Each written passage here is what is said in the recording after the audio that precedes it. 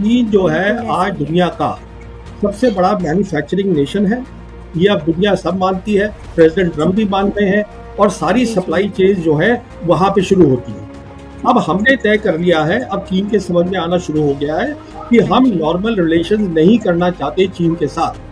मैं हम्म, तो यहाँ तक कहूंगा, जी। एक कारण कि Xi Jinping, president Xi Jinping अभी ब्रिक्स में नहीं गए ब्राजील जी, की, जी। वो ये भी हो सकता है कि मोदी को मिलने की जरूरत नहीं है। हम्म। ये भी मेरे हिसाब से एक कारण बिल्कुल। है। बट प्रवीण जी, भारत सरकार तो लगातार ये कह रही थी, देखिए ऑपरेशन सिंदूर के दौरान हमारा जो निर्भरता थी जी, जी। उसने काम किया, देखिए ब्रह्मोस ने काम किया। अब ये प्रश्न इस बात को लेकर ये है कि भारत सरकार अगर आत्मनिर्भरता की बात करती है तो क्या हमारी हाँ जी। डिफेंस में आत्मनिर्भरता उस स्थिति तक पहुंचती है जहां हम चीन का मुकाबला कर सके? जी। आप चीन को तो बिल्कुल ही छोड़ दीजिए, चीन एक अलग क्लास पे है। आपने बात करी ब्रह्मोस की, प्लीज आप ये बात समझिएगा, ब्रह्मोस आपका सिस्टम नहीं है। ब्रह्मोस एक जॉइंट सिस्टम है और उसकी जो इंपॉर्टेंट कंपोनेंट्स में आज भी बिल्कुल रशिया ऐसे से ही है। आते हैं। S-400 जो है वो रशियन सिस्टम है। जो आपका आकाश है जिसकी बारे में बात हो रही है, मैं आपको ये बिल्कुल बताना ऐसे ही चाहता है। हूँ, ये आकाश वो प्रोजेक्ट है जो 1984 में अब्दुल कलाम ने और prime minister Mrs Indira Gandhi ने एज जी, जी। Part of the missile program उसको किया था। तो ये इसका जो फ्रेमवर्क और जो सोच है, मैं सिर्फ ये बताना चाहता हूँ, वो 50 साल से पुरानी है। आप कितनी भी इम्प्रूवमेंट कर लीजिए, कहने का मतलब ये है कि जब तक आप R&D में पैसा नहीं डालेंगे, और उसमें पैसा डालना होता है, टाइम लगना होता है, ये रातों रात आत्मनिर्भरता नहीं हो जाती। अभी जैसे आप खुद ही बोल रहे थे, एयर चीफ कह रहे हैं कि मेरी जो 42 स्क्वाड्रन की वो है सैंक्शन है, हालत बहुत खराब है, बहुत नीचे हो गया है, 2 फ्रंट मुझे संभालने हैं। वो कह रहे, अब बात चल रही है कि अब हमको इंटरम में, बीच के पीरियड में, अभी आम का कहीं नहीं आ रहा है, वो जो 5th जनरेशन है हमारा, उसके इंटरम में हम F-35 लें अमेरिका से कि रशिया से हम Su-57 लें, इसकी बातचीत भी चल रही है।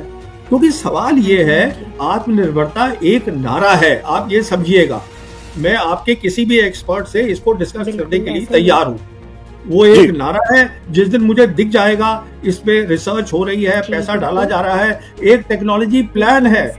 देखिए, आप जब भी कोई काम करते हैं, आप एक प्लान बनाते हैं कि ऐसी क्या चीज है मेरे दोनों दुश्मनों के पास जो मेरी प्रायोरिटी होनी चाहिए। यहाँ पे अब जैसे ड्रोन देखा सबने, वो ड्रोन के पीछे सब भाग गए, वो आपकी प्रायोरिटी नहीं है। आपकी प्रायोरिटी है इलेक्ट्रॉनिक वॉरफेयर, आपकी प्रायोरिटी है साइबर, आपकी प्रायोरिटी है स्पेस। वो आप नहीं करेंगे क्योंकि वो दिखता नहीं है, वो वर्चुअल डोमेन्स है। आप देख रहे हैं कि साहब गन चाहिए, आप बताइए मुझे 30 टन की गन आप कौन से वहां पे लेके चले जाएंगे हाई एल्टीट्यूड में चीन के खिलाफ। मैं ये कहने का मतलब ये है, देखिए मुझे खुद अफसोस होता है, मैं चाहता हूं हमारी सेना बहुत तगड़ी हो। अभी हालत ये है, सेना की काबिलियत है नहीं ज्यादा, और हमारी असेसमेंट्स गलत है। वो आपने लेफ्टिनेंट जनरल राहुल सिंह को ही सुन लिया है। और जहां तक दुश्मन है, दुश्मन आज चीन वो है एक देश जो अमेरिका को टक्कर दे रहा है। आप समझिए आपने कहां कहां दुश्मनी बनाई है। और अगर आपको तरक्की करनी है, उसका एक ही रास्ता है, आपको शांति का रास्ता ढूंढना पड़ेगा, और वो हो सकता है आप करना नहीं चाहते। आप मुझे ये बताइए, पाकिस्तान आपका कैसे बन गया दुश्मन? जी बिल्कुल। अभी जब ये मोदी सरकार नहीं आई थी, पिछली सरकार तो उनसे बात कर रही थी, प्राइम मिनिस्टर वाजपेयी उनसे बात कर रहे थे। तो कहने का मतलब ये है, जब सरकार आती है तो दुश्मन बनते हैं नए। हमें देखना है, एक फॉरेन पॉलिसी ऐसी बनानी है जिसमें पीस हो, हमारी डेवलपमेंट हो। ना आपका दुश्मन चाइना है, ना पाकिस्तान है, ना आपका दोस्त अमेरिका है, ना इजराइल है। हर मुल्क अपना अपना देख रहा है, तो आपको भी अपना देखना है। अगर आप आज बात शुरू कर देंगे पाकिस्तान के साथ, वो बार बार आपसे कह रहे हैं कि मेरे से बात करिए आप पानी के ऊपर, ट्रेड के ऊपर और कश्मीर के ऊपर, तो आप बात तो करिए। अब आप कश्मीर पे तो बात ही नहीं करना चाहते हैं बिल्कुल। अब आप कहते हैं सब कुछ नॉर्मल हो गया है। आप प्लीज जाइएगा वहां पर कश्मीर में, पता करिए खुद क्या सब कुछ नॉर्मल हो गया है। होता तो वहां से आप फौज निकाल लेते, वो आप निकाल नहीं पाए आज तक। कहने का मतलब ये है आशुतोष जी कि दुश्मन कोई नहीं होता कि चीन उसकी मदद कर रहा है, इसकी कर रहा है। वो तो शी जिनपिंग आए थे यहाँ पर अक्टूबर 2019 में, प्राइम मिनिस्टर मोदी को मिले थे महाबलीपुरम चेन्नई में।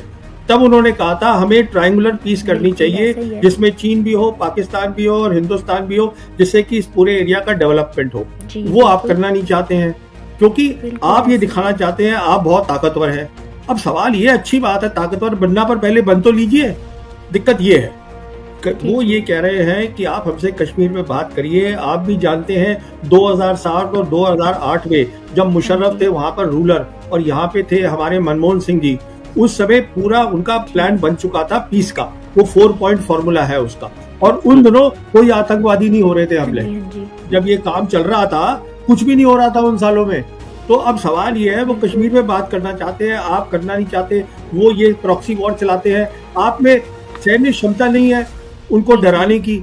अगर आप में आज वो ताकत होती है, देखिए ये 2-3 अलग अलग इशू है, इनको मिक्स करने की जरूरत नहीं है। प्रॉक्सी वॉर जो है वो एक मिलिट्री इशू है, उसके लिए आपको सैन्य ताकत बनानी है, और वो इसलिए कर रहे हैं क्योंकि वो कहते हैं कश्मीर पे बात करो। जब आप कर रहे थे उनसे कश्मीर पे बात 2006 और 2008 के बीच में कोई आतंकवादी हमले नहीं हुए, आप चेक कर लीजिए। अब सवाल ये है, अगर आप ये कह रहे हैं कि अब कश्मीर का मुद्दा ही हल हो गया, हमें सिर्फ पीओके लेना है और हमें कुछ नहीं करना है, तो सवाल ये है फिर आप ताकत बनाइए अपनी मिलिट्री ताकत। अगर आपकी बन जाएगी वो बंद कर देगा। तो ये जो है ये 3 स्टेप में काम होना है। पहला स्टेप ये है, हमें पीस चाहिए रीजन में। तो जैसे वो बताया गया था, हमें पीस चाहिए चीन के साथ, पीस चाहिए पाकिस्तान के साथ, और दोनों मुल्क तैयार हैं। चीन हमारे साथ नॉर्मल रिलेशंस करना चाहता है, हम नहीं करना चाहते। अगर आप पहले तो शांति कर लीजिए, अगर आप शांति कर लेंगे तब क्या है, तब टाइम होता है अपनी रिसर्च को सॉर्ट आउट करने में। उसके लिए फिर आप पूरी एक टेक्नोलॉजी पॉलिसी बनाइए। वो दूसरा स्टेप है कि साहब हमें क्या चीज चाहिए, कौन सी चीज हम बाहर से लाएंगे, कौन सी चीज के लिए हमको रशिया से जॉइंट वेंचर करना चाहिए, किसमें हम R&D डालेंगे, वो दूसरा स्टेप है। उसके बाद फिर वो टाइम आएगा जब आप कहेंगे कि मैं और आपको लड़ाई फिर लड़ने की जरूरत ही नहीं पड़ेगी शायद। अगर आप इतनी कोऑपरेशन कर रहे हैं और खुशहाली हो रही है, साउथ एशिया में तरक्की हो रही है, फिर आप किस बात की लड़ाई करेंगे? फिर भी आपको सैन्य शक्ति बनानी है क्योंकि डिफरेंस होना चाहिए। पर हम आप जो मैं आपको प्लान बता रहा हूँ वो अगले 10 से 15 साल का प्लान है। उस समय क्या हालत होगी किसको क्या पता है। पर आप तैयारी तो करिए, अपना टेक्नोलॉजी मैप बनाइए, आप पीस करिए रीजन के अंदर। उसके बाद देखिए स्टैंड हमारा क्या है कश्मीर पे 4 पॉइंट फॉर्मूला था मुशर्रफ का।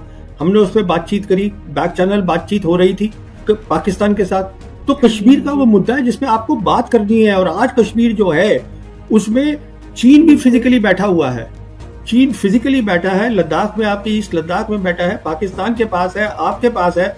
जो आप कश्मीर का नक्शा देखें तो इस पे तो बात करिए आप उनके साथ। अच्छा, जहां तक ताल्लुक है उसका चीन का ताल्लुक है, दलाई लामा उनके लिए एक सेंसिटिव सब्जेक्ट है। पर अगर आप उसकी हिस्ट्री पूरी देखें तो वो आपसे लड़ाई नहीं करना चाहता है। चीन सिर्फ ये चाहता है कि जो दलाई लामा जो है आप उसमें इंटरफेरेंस ना करें जो आप कर रहे हैं। मिसाल देता हूं आपको, नैन्सी पेलोसी जो यूएस स्पीकर होती थी, वो अगस्त 2022 में वो गई थी वहां पर ताइवान। उन्होंने वहां पे प्रॉब्लम क्रिएट करी। ताइवान में जाके वो डेमोक्रेसी को सपोर्ट करने गई थी। फिर वहां पे क्या हुआ कि जो चाइना थी उसने अपनी एयरफोर्स को और न्यू नॉर्मल बना दिया वहां पर। अच्छा, उसके बाद वो यहाँ पर आई जून 2024 में। और क्यों आई? वो रिजॉल्व तिब्बत एक्ट देने के लिए। वो एक ऐसा एक्ट था जो बाइडेन एडमिनिस्ट्रेशन ने सेनेट और हाउस में पास हुआ था। अच्छा, उनको मालूम था कि एक हफ्ते के अंदर अंदर दलाई लामा खुद अमेरिका जा रहे थे अपनी नी सर्जरी करवाने, पर वो उसको यहाँ देना चाहती थी क्योंकि मोदी सरकार भी वही चाहती थी। वो इसलिए चाहती थी, वो आई थी अपने पूरे लॉ मेकर्स के साथ, और भी उनके बहुत लोग आए थे कांग्रेस के। फिर वो जॉइंट फोटोग्राफ्स है प्राइम मिनिस्टर की, नेशनल सिक्योरिटी एडवाइजर डोवल की, वो सब साथ थे। अब सवाल ये है उनका यहाँ आने का मतलब क्या था, धर्मशाला में आके वो देने का। हमारी धरती को इस्तेमाल करना, वो उसको प्रोवोक करने के लिए चाइना को against the Dalai Lama, it doesn't make sense at all. और this is something that the government of India, देखिए वो सोचना है। दलाई लामा जो है वो रिलीजियस लीडर नहीं है, वो रिलीजियस और पॉलिटिकल लीडर दोनों थे। हमने चीन की बहुत मदद करी है। 1959 में दलाई लामा आए थे। अभी मैं उनका जो 1959 में वो यहाँ हिंदुस्तान भाग कर आए थे दलाई लामा, तब से वो इधर ही है। अच्छा, 1960 से धर्मशाला में बैठे हैं। हमने उनकी कितनी मदद करी वो मैं अभी वो इंटरव्यू सुन रहा था सिंकियों उनके जो है पीपा सरिंग की। तो वो बता रहे थे कि देखिए आज हम 25 मुल्कों में फैले हुए हैं। उनके बहुत बड़े दफ्तर है अमेरिका के अंदर और लंदन के अंदर। तो उनका डायस्पोरा पूरा हर जगह है। तो हम उनकी इतनी मदद कर ही चुके हैं। तो अब अगर वो सवाल मैं ये कहता हूँ कि अब उनको सोचना चाहिए, हाँ ठीक है अमेरिका ज्यादा पावरफुल है तो आप अपना मेन दफ्तर वहां खोल लीजिए। मैं ये कह रहा हूँ, देखिए आप अगर ये कहेंगे कि वहां पर तिब्बत के अंदर चीज ये कर रहा है वो कर रहा है, ये आप तभी कह सकते हैं जब आप ग्लोबल पावर हैं, कि आपको हर चीज का ध्यान रखना है और आपको नजर रखनी है हर चीज के ऊपर। आप इस समय आप उस स्टेज पर हैं कि आप अपना नेशनल इंटरेस्ट देखिए।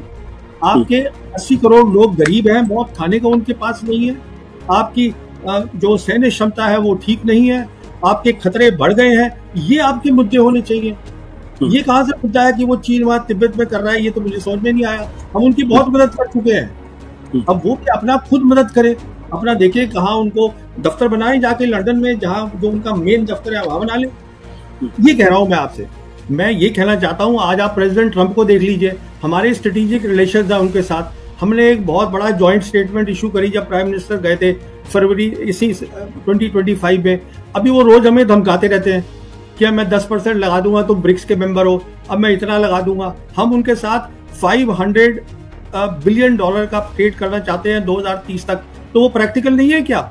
वो तो दुनिया की ताकत है, हम कौन सी ताकत है उनके सामने? कहने का मतलब ये है कि देखिए, आपके दर्शकों को मैं ये बताना चाहूंगा, हम उस कगार पे इस समय खड़े हैं जहां हमारे पास अपॉर्चुनिटीज हैं तरक्की करने की। आप इधर उधर करके दूसरों के उसमें ना जाएं, आप अपना मसला देखें, जिससे आपका जो देश हो वो पीसफुल रहे, वो तरक्की करे। आपके इंटरनल मसले इतने, आप उन्हीं को संभाल लीजिए, वही बहुत है। देखिए, चीन का बहुत बड़ा रोल हो रहा है हमारे एरिया में। अब जहां तक ताल्लुक है पाकिस्तान का और चाइना का, ये तो हम सब जानते हैं, जब से मोदी सरकार आई है सबसे पहली बार ये हुआ है इंडिपेंडेंस के बाद कि आज हमारे दोनों बॉर्डर जो हैं वो लाइव हैं। दोनों के दोनों बॉर्डर, ऐसे पहले कभी नहीं हुआ। फिर हमने ऑपरेशन सिंदूर में, जैसे आपने बताया, और इस बात को मैं पहले भी बहुत देर से दोहरा रहा हूं, और मैं ये भी बता रहा हूं कि देखिए, जब हमने 370 हटाया था तब से चीन और पाकिस्तान ने ट्रेनिंग बहुत ज्यादा शुरू कर दी थी। मैं तब से बोल रहा हूं कि आप पाकिस्तान से लड़ाई नहीं कर रहे हैं, आप वन फ्रंट रीइंफोर्स्ड वॉर लड़ेंगे। इसका मतलब चीन उसकी पूरी मदद करेगा बिना हाथ दिखाए हुए। वही हमने ऑपरेशन सिंदूर में देखा। 4 दिन में स्पेस की कैपेबिलिटीज और भी बहुत कैपेबिलिटीज है जिसमें उन्होंने पूरा उनका साथ दिया। अब ये कहना कि 80% जो है वो हथियार आता है उनके पास, ये बेबुनियाद बात है। बेबुनियाद इसलिए है, हमारे पास भी तो हथियार आता है, रशिया से आता है, इजराइल से आता है, फ्रांस से आता है, अमेरिका से आता है। इसका मतलब नहीं होता। देखिए, सबसे इम्पोर्टेंट बात जो मैं बताना चाहूंगा आपके दर्शकों को ऑपरेशन सिंदूर की, वो ये है, हिंदुस्तान और पाकिस्तान के बीच में जो हवाई युद्ध होगा वो सबसे इम्पोर्टेंट है। और उस हवाई युद्ध में हमने देखा 2 बातें हुई। पहली बात, उनके जो पायलट्स थे उन्होंने अच्छी क्षमता दिखाई। देखिए, आप सामान खरीद सकते हैं और 6 महीने में लाके उसको लगा सकते हैं, और पायलट की क्षमता बनाने में सालों साल लगते हैं। इसका मतलब वो तैयारी तभी से कर रहे थे जब आपने 370 हटाई। यही मैं कह रहा था, ये पहली बात है। दूसरी बात यह है कि अब जो हमारा सैन्य वो हवाई युद्ध हुआ उसके बारे में अब सरकार बात ही नहीं करना चाहती है, जबकि सबको पता है दुनिया में क्या हुआ, कितनी हमारा नुकसान हुआ, कितने एयरक्राफ्ट गिरे, सब चुपचाप बैठ गए हैं। तो आप बाकी कुछ भी बोलते रहिए, वो मेन चीज है। तो कहने का मतलब ये है, अगर यहाँ पे कोई समझ रहा है हमने अच्छा किया ऑपरेशन सिंदूर में, तो मैं उससे सहमत नहीं हूँ। अब आइए, आपने दूसरी बात रखी दलाई लामा की। देखिए, दलाई लामा एक बहुत ही सेंसिटिव सब्जेक्ट है चाइना के लिए। मैं आपको ये बताना चाहता हूँ कि, और ये मैं इसलिए बता रहा हूँ आपके दर्शकों को, कि जो पहले यूएस प्रेसिडेंट थे जो बाइडेन, उन्होंने जून 2023 को एक इंटरव्यू दिया था CNN को, फरीद ज़कारिया को। उसमें उन्होंने ये कहा था, और बहुत जरूरी बात है, कि चीन जो है वो एक्सपेंशनिस्ट नहीं है, वो जाके कहीं पर मिलिट्री ये मतलब दुनिया पे कब्जा नहीं करना चाहता है, पर जो वो कहता है हमारा है वो उसको लेगा। और वो 2 चीजें बोलता है वो हमारी हैं, वो है ताइवान और तिब्बत, और अरुणाचल प्रदेश को वो साउथ तिब्बत बोलते हैं। तो कहने का मतलब ये है, दलाई लामा जो है उनके लिए बहुत इंपॉर्टेंट है। वो इसलिए है क्योंकि दलाई लामा आखिरी कड़ी है उनके लिए पूरा कब्जा करने की तिब्बत पर। अभी जो तिब्बत है, उन्होंने तिब्बत को पूरा बदल दिया है। जो उनका तिब्बत ऑटोनोमस रीजन पूरा बदल चुका है। तो वहां पर अभी वो पहली वाली कोई बात नहीं है, 5G आ गई है, सब इंडस्ट्री आ गई है, सब कुछ हो गया।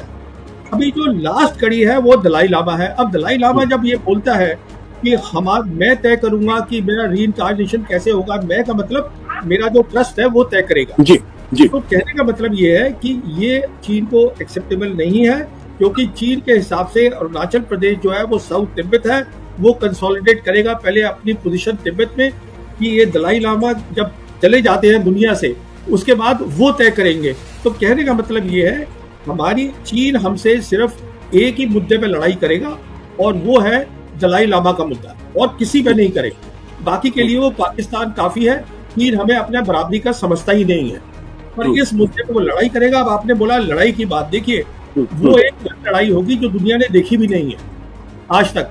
मैं अपने दर्शकों को मिसाल देता हूँ छोटी सी। देखिए क्या हुआ था कि जब एक युद्ध हुआ था 1991 का, जो इराक वॉर हुई थी, जिसको हम ऑपरेशन डेजर्ट स्टॉर्म बोलते हैं, उसमें अमेरिकन फोर्सेस ने 44 डेज की एयर कैंपेन करी। उसके बाद ग्राउंड में कुछ था ही नहीं और 100 घंटे में सब कुछ निपटा दिया। कहने का मतलब ये यहाँ पर 44 डेज नहीं होगा, इसको मैं समझा चुका हूँ, किताब भी लिख चुका हूँ। ये लड़ाई होगी अगर चीन लड़ेगा तो वो जो चीजें कह रहा है मैं वापस लूंगा। आज वो क्लेम कर रहा है अरुणाचल प्रदेश, आज उसको वो साउथ तिब्बत बोलता है, आज वो क्लेम कर रहा है पूरा लद्दाख, उसके पास काबिलियत है। और मैं समझता हूँ कि वो 10 दिन में एक डिसाइसिव जो है लड़ाई लड़ सकता है। तो हमारा खतरा बहुत ज्यादा बहुत बढ़ गया है। अब आपने तीसरी बात करी, क्या हम तैयार हैं? तो मैं आपको बताना चाहता हूँ, ये मुझे बहुत कोई खुशी नहीं होती बताते हुए हम तैयार नहीं हैं। हम इसलिए तैयार नहीं है, पहली बात तो हमें देखिए, अब मैं आपके दर्शकों को बताता हूँ, हमारे वो जो डिप्टी चीफ हैं इंडियन आर्मी के, लेफ्टिनेंट जनरल राहुल सिंह, उन्होंने बोला कि वो 1 बॉर्डर और 2 एक बॉर्डर 2 एनिमीज एडवर्सरीज, वो बोला सब। अरे भाई ये तो आपको पहले से पता होना चाहिए था। आपका दुश्मन कौन है, उसकी ताकत कितनी है, अब आप आज हैरान क्यों हो रहे हैं? ये तो आपका काम था ना पता होने का कि कौन किससे मैं लड़ाई लड़ रहा हूँ। ये अब आप बता रहे हैं कि वो इसलिए था, ये बहानेबाजी का काम है। कहने का मतलब ये है कि आपको ये पता होना चाहिए, अगर आप प्रोफेशनल फौज है, मेरा दुश्मन कौन है, उसकी काबिलियत क्या है, मेरी काबिलियत क्या है, क्या मैं उसके साथ लड़ाई कर सकता हूँ। तो कहने का मतलब ये है, जो ऑपरेशन सिंदूर था, अगर आप देखिए ध्यान से, तो वो तो लड़ाई थी ही नहीं। क्योंकि अगर आप अपनी सेना को ये बोल रहे हैं, एयरफोर्स को, कि साहब आप नॉन मिलिट्री टारगेट पे हिट करेंगे, नॉन मिलिट्री टारगेट, जो आपकी मिलिट्री की सबसे बड़ी ताकत है एयरफोर्स, उसको आप बोल रहे हैं नॉन मिलिट्री टारगेट लगाइए। उधर से हमारे एक है वो नेवी के एडवाइजर इंडोनेशिया में, वो जो कैप्टन है एक शिव कुमार, उनका फिर बयान आया कि साहब वो जो एयरफोर्स है उनको बताया गया था, हमारा इसलिए नुकसान हुआ कि आप एयर डिफेंस पे भी नहीं मारेंगे, आप मिलिट्री इंस्टॉलेशन पे नहीं मारेंगे, सिर्फ नॉन मिलिट्री पे करेंगे। किसी भी एयरफोर्स के अफसर को पता है, जब आप हवाई की लड़ाई करते हैं, सबसे पहले एयर डिफेंस सिस्टम जो होता है दुश्मन का, उसको अटैक करते हैं, क्योंकि उससे सबसे बड़ा खतरा होता है। अगर ये आप हिदायत दे रहे हैं तो आप लड़ाई कर ही कहाँ रहे हैं? तो ना तो आपके पास लड़ाई आप करना चाहते हैं आप, अच्छा उसके बाद आप फौरन बोल रहे हैं कि हम एस्केलेशन नहीं चाहते। अरे बाबा, अगर आप दूसरे मुल्क में घुस के उनके अंदर मिसाइल फेंकेंगे तो वो क्या रिटेलिएट नहीं करेंगे? सोचने की बात है। तो आप कुछ करना भी चाहते हैं, नॉन मिलिट्री में करेंगे, एस्केलेशन नहीं करेंगे। आपको पता नहीं है आपका दुश्मन कौन है, चीन है, पाकिस्तान है, क्या है, उसकी काबिलियत क्या है, आपकी काबिलियत क्या है, तो आप मुझे बता दीजिए कैसे करेंगे आप। आपने एक और सवाल उठाया, जो फॉक्सकॉन की बात करी और आपने ये रेयर अर्थ की बात करी। देखिए बात ये है,